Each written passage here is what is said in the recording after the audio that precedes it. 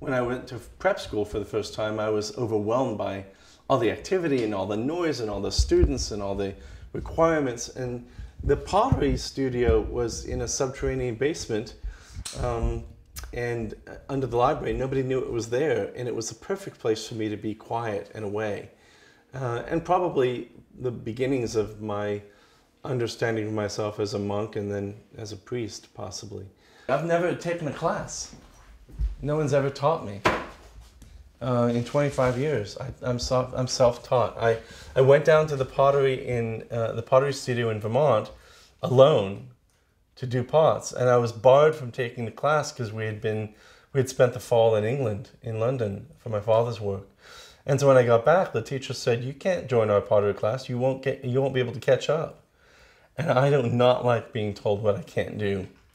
So I went down at night. I got a key and I took books from the library, which was upstairs, which I should never have done because I wasn't citing them out. So I do a lot of things on the wheel that a professional potter would be appalled by. But I've developed that way. I mean, you know, I'm feral as a potter. I'm a feral potter. It's definitely co-creativity. I think, you know, it's a lot. It's how I sort of see the way God works with humans. Which is why there's so much imagery in the Bible about, and in other holy literatures about potters and clay. There's a conversation going on between me and the clay, and I'm not just going to force the clay to do what I demand that it does, because there's some things the clay just won't and can't do. If I'm making a very large pot and the clay is too soft, the clay will collapse. If I bring the pot out too fast, without any support, the bowl will collapse, because I haven't respected the limits, the architectural limits of the clay. This is some of the pottery that I make, and I make a lot of it for myself. I used not to, but with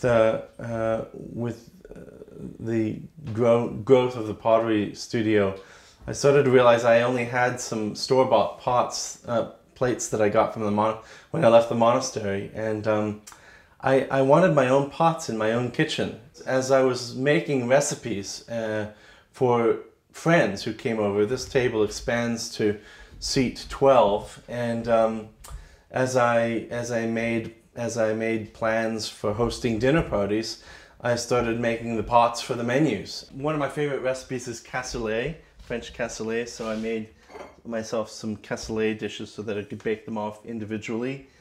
And then I realized one day I was having some friends over and we wanted to have pasta. We were going to have a pasta party, and different sauces and lots of wine, and I didn't have any pasta bowls, and the big plates I had would make the pasta go cold, so I made myself some pasta bowls. You know, I mean, I'm a Christian, so Jesus is who I follow, and when Jesus said, "Do this in remembrance of me" with bread and wine, you know, he wasn't talking about what we do in church. He was talking about a group of friends just enjoying each other and loving each other, and drinking wine and eating bread and eating food, and men and women and children and laughter and crying and sobbing and grieving and hoping and all of the things that meals are supposed to make happen.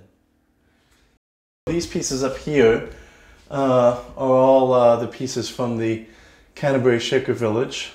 As a craftsperson, as an artisan, as an artist, I need a way to sell my pots. I do. I don't really want to do the marketing myself. I want to spend my time making the pottery, and I want to drop it off somewhere. And so I've chosen the Canterbury Shaker Village as that place. There are no other places where I sell my pots. But my first idea for this pottery, my first idea for the way I could express myself as an artist with integrity, was to find a place that sold pottery where the mission of the place matched me and my mission and my philosophy of life. So it's not just pottery that you use and throw in the dishwasher or the microwave, which is great, and it is that. but it's also an icon to a different choice of living. Finding a way to be an artist and a potter, simple though it may be, and a place that matches that is a godsend to me.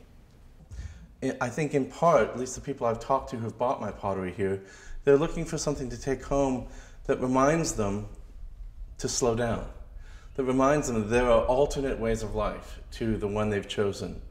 Their eye falls on a batter bowl that they picked up at the Canterbury Shaker Village, and you know, they're reminded that they could slow the morning down and make pancakes as a family. The state Senate and the House in New Hampshire both have chaplains, and it just happens to be that at this time that we're both friends with each other. Our job is to open session weekly as they begin their deliberations with a tiny meditation of a few sentences and an opening prayer.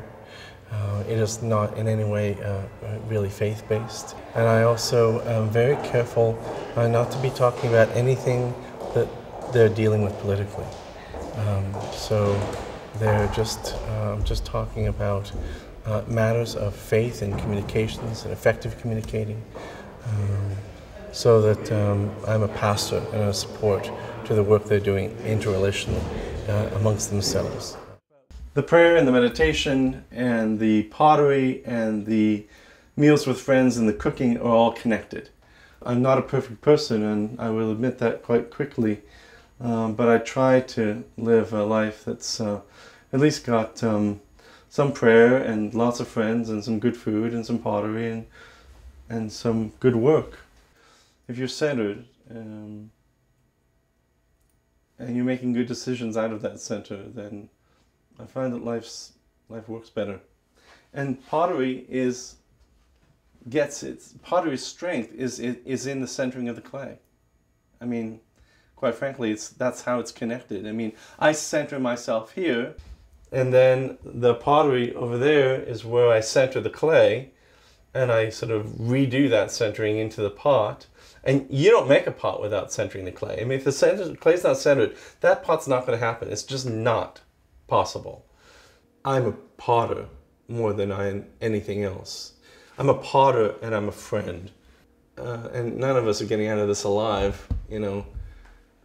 When I die, I just want my gravestone to say he was a good potter and a good cook, and he loved his friends desperately. And he tried to live a life of truth and integrity. And he fell down and he got up, and he fell down and he got up, and he fell down and he got up, and that's life.